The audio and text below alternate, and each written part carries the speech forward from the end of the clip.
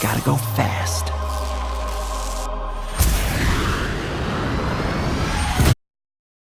People should make New Year's resolutions if they're actually watching this video on January 1st. If they're watching it on December 23rd, they should make December 23rd resolutions. Waiting miraculously to when the calendar flips to start making your life better is silly at best and pisses me off at worst. And so whenever you're watching this, because it lives on the internet, and thus that means you could watch this on June 17th, 2017, make a resolution every day of your life because you only get one at bat. The reason people struggle with having a New Year's resolution and sticking to it is because it was a tactic to do a New Year's resolution. Hence why my first answer was right, which is when you actually decide to make a change in your life, whether about weight or job or going out with somebody or relationships, that's when you actually pull it off. It's religion, not tactics. It all comes down to the inner game, my friends. Changing your life is a change in the inner game. The outside world you can't control, but you have absolute control over this one if you learn the dynamics of what shapes you. Raise your standard. Take those 3 magic words and live them.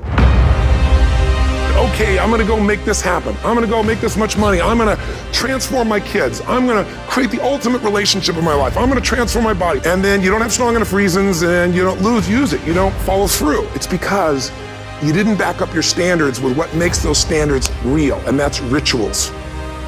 Rituals are where the power is. Rituals define us. See, all the results in your life are coming from your rituals. They start with a standard and then have rituals that follow it up. So the secret to real happiness is progress. Progress equals happiness, and if we can make progress on a regular basis, we feel alive, and that's why at the beginning of the year we get this thing like, okay, I can have this fresh start, I could really do what my soul desires, I could expand, I could grow, I could improve, I could change. Or maybe better than change, I could progress. Think about that. Progress is an aliveness to it, doesn't it? You don't have to work at changing. People say all the time now, well, I'm working on changing. Don't worry about it. You don't have to work on changing. Change is automatic. But progress is not. There is a system. There is an orbit that you've been functioning in, and that most of the people around you contribute to. There's a social construct that contributes to you coming back down again. That defines you. And people are comfortable with you. They don't mind you leaping up every now and then, as long as you come back down with us. In fact, people only hate on you when you try to get away. As long as you come back down and fit back in the system, people don't have no trouble with you. But the moment you pack up your bags and say, see you, wouldn't want to be here, I'm out of here, people have a problem with that because you're leaving the orbit. And you're going to have to break the gravitational pull, and then you're going to fly. You're going to spread your wings and you're going to sail into your destiny. There's a reason you survived. There's a reason you endured. There's a reason that you cried but didn't faint. That you crawled but you didn't collapse. That you fell down but you weren't shattered. You're a new person, but before you walk out of that door, you gotta have a new mind. You cannot believe the old labels. I want you to stop speaking negativity over yourself. You are an answer. Walk like it, talk like it, plan like it. The world will change their opinion about you the day after you do. A vision is about what you're here to create. A vision that really works is one that excites you. If you say, well, my resolution, my goal, my outcome for this month, this week, this year is to lose X number of pounds, that's okay, but it's not very compelling.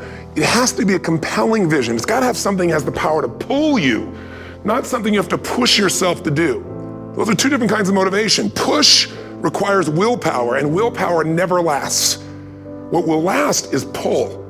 Having something so exciting, so attractive, something you desire so much that you have a hard time going to sleep at night and you get so up early in the morning to rock it and take it to the next level.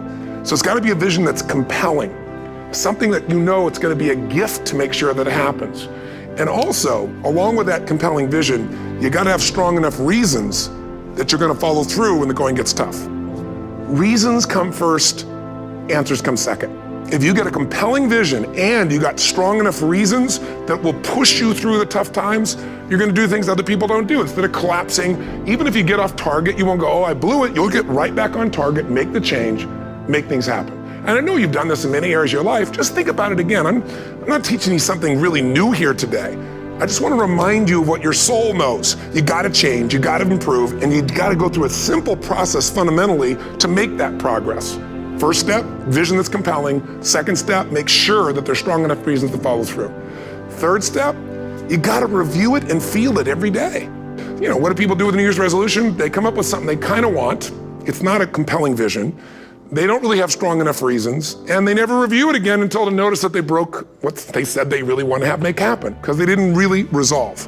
If you resolve, you got the vision, it's compelling, you review it daily, and you feel it, you envision it, and you experience it. Simple as it sounds.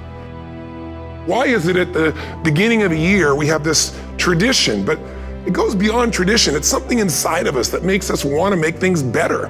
And I think part of it is the calendar gives us this idea that we could have a fresh start, that we can start from fresh and have this great victory. And it's really, the calendar itself is quite arbitrary. It's wonderful to use it, but if you didn't use it effectively, let's use the calendar to serve you today.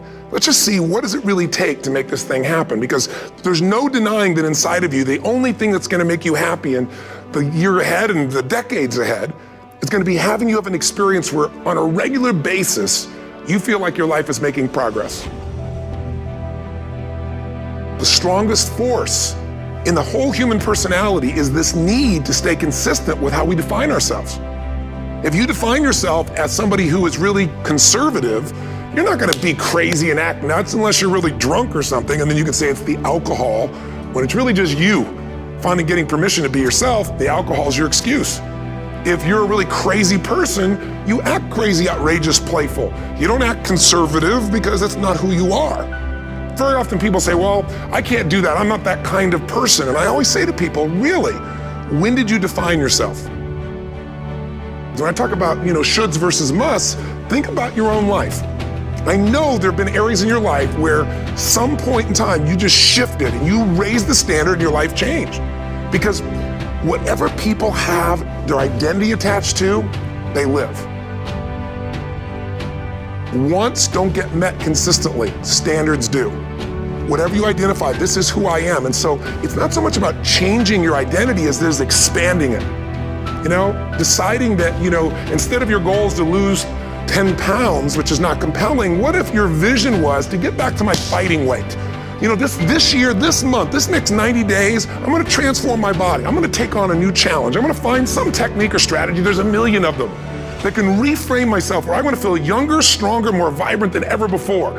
Here's my reasons, because I want the energy to really make my life work, because it's tough out there and I want to be stronger than I've ever been before. If you are where you want to be physically, you have very different rituals than if you're not where you want to be physically. If you're overweight, you and I both know you got a different ritual than if you're physically fit. The only thing that's going to make you happy, my friend, in this year or any other, is to step up. It's to raise the standard, it's to discover what you're capable of and feel that incredible power of pushing through whatever's holding you back and get to the other side of more of your true self. That's what this game's all about. Don't let this year be like last. And if last year was great, still don't let it be that way. Raise the standard. If your life is perfect and extraordinary, you darn well know you're not gonna be happy unless you keep making it better. That's what makes us feel alive. It's not what we get that makes us happy, it's who we become and what we're able to give because we become more. Once you discipline yourself in one area of your life, you feel yourself doing it in other areas as well. And I always say something that my original teacher taught me. I always remind people, there's always two pains in life. There's the pain of discipline, or there's the pain of regret. And discipline weighs ounces, as my friend Jim Rohn taught me. Regret weighs tons. You don't have regret. If you make the changes in yourself, you're gonna be proud this year, and no amount of money or accolades from other people can mirror the feeling of being proud of knowing you've taken back control of your life, or you've taken a great life to another level. Because once you do that, you have something you can give other people, whether it be your kids or your friends or your family, and ultimately that's what life's about.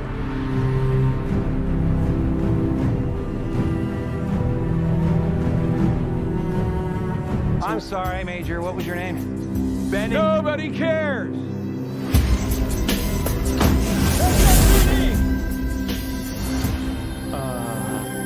Meow.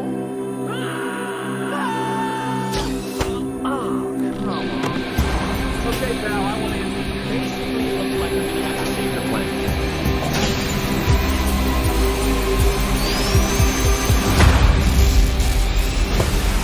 Oh, is that all you got?